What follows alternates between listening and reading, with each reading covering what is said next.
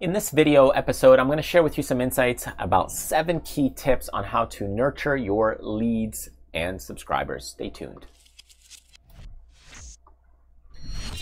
So email lists are probably one of the best ways to connect with a person besides just obviously having a general one-on-one conversation with them, because if you can have a one-on-one conversation, that's a lot deeper. But with an email list, it allows you to get deeper than just maybe social media. So it's one of the more personal ways to be able to connect with your audience and visitors and customers. So if you have their email address, now you're taking a deeper form. Okay, if you have a phone number, it's probably even deeper, and so on and so forth. So the deeper the medium goes, the easier it is to connect with that person. And if you go ahead and build and nurture your email list, they are more likely to purchase your products and services from you. So what I wanted to share with you in this video and episode are kind of 7 key tips and insights to going in and nurturing your email list and subscribers. Okay, so let's kick things off. But before we do, I do want to let you know that we have a great resource on Backstage Income. You can grab a ton of great freebies if you just go there and just pick what you want and download it absolutely free. All right, so let's kick things off with number 1 tip, and that is to tell stories from your past, from your clients, or other people's stories that you've heard of.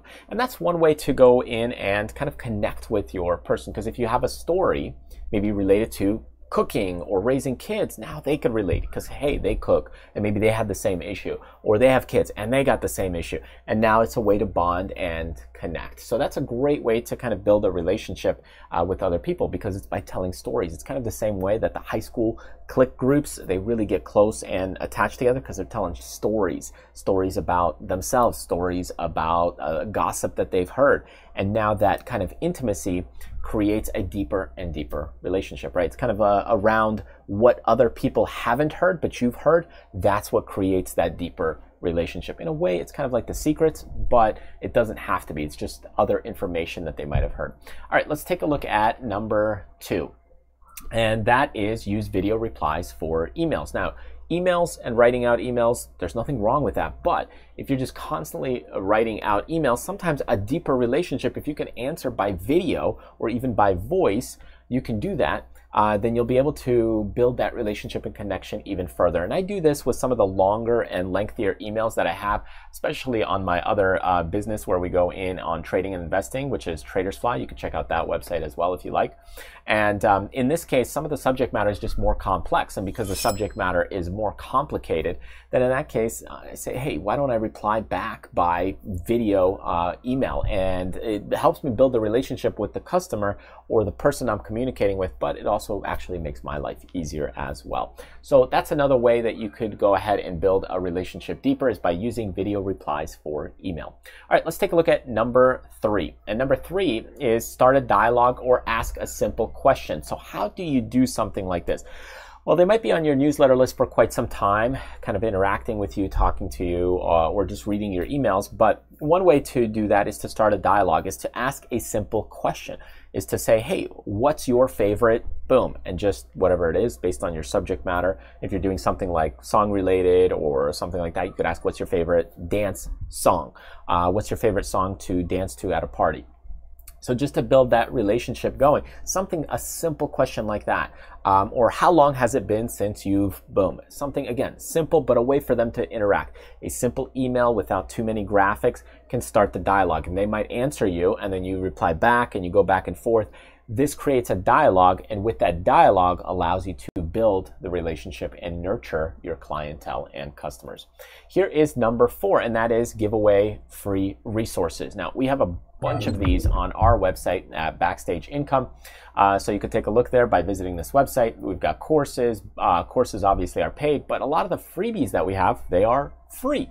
So if you look at the freebies, there's a ton of them, and we're constantly creating new ones. So not all of them are always operational. Some of them are kind of in the wait list, but you could go and click one of these and grab it. You put your email in, and now they get this free resource, and we get an email address, and that helps kind of build a relationship. But if they're already on my newsletter list, any new resource that we create, we just send it off to them because they're already on the newsletter list, and it just creates and builds a deeper relationship. So giving away those free resources can help, and that's kind of why we've built many more over time. It's just some of these we've used as giveaways over the years. and so on. Okay, let's look at another one here. Okay, so number 5. Number 5 is personal observation or insight in your thoughts. Maybe it could be around news events or events in your industry, what you think about it. There's also things like reactions. Reaction videos have been popular over the last couple of years, but you could just do a reaction to this or my opinion about that. And that helps build a relationship. Now, you need to be a little more careful with this because your opinion may not align with the other person's opinion if you're trying to build a relationship. That could be difficult in that it could create some conflict. But remember, you're trying to attract the right audience, the right mindset. So in that case, make sure that your opinion is kind of falls in line. It isn't too much black and white to the point where you alienate some of your potential audience. All right, let's look at number 6, and that is Giphies. So if you look at some of the websites these days and you look up something like awesome, you could show your emotions through like a GIF, animated GIF. And by doing that, you can see there's a ton of them out there. Maybe it just makes somebody laugh or just something different. Maybe it relates something to them. So here's like a Fresh Prince related dance.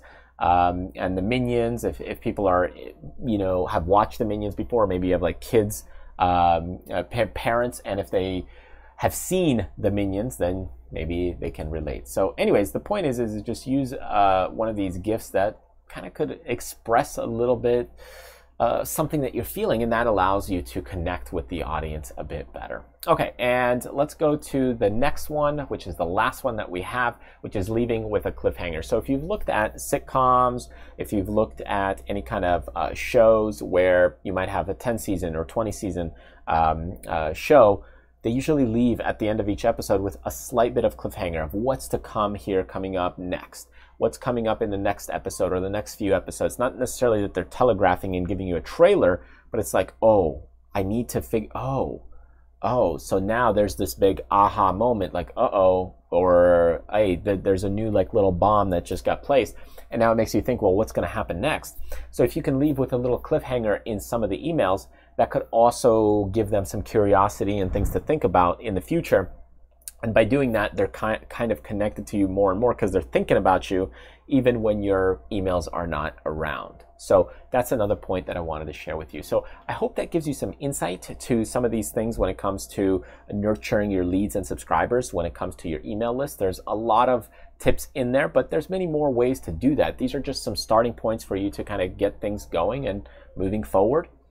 Keep coming up with ideas of your own, and you could do all sorts of different ways. The point is that you're just building a relationship and you're building it through the online space. In the same way that you build a relationship, hey, here's a free gift. If you give somebody a gift, hey, here's another meeting time that I can show up with doing webinars, live events. That could also be used as another way to connect with your audience. So take all those things that you normally would do in person and just kind of see how you could tweak them online and do it in that way. So anyways, I wanted to thank you so much for joining me. Feel free to grab some of those freebies that I've mentioned by clicking the link right over here on the bottom, or subscribe to the channel if you're brand new by clicking the link right here. Thanks again, and I will see you in the next video and episode.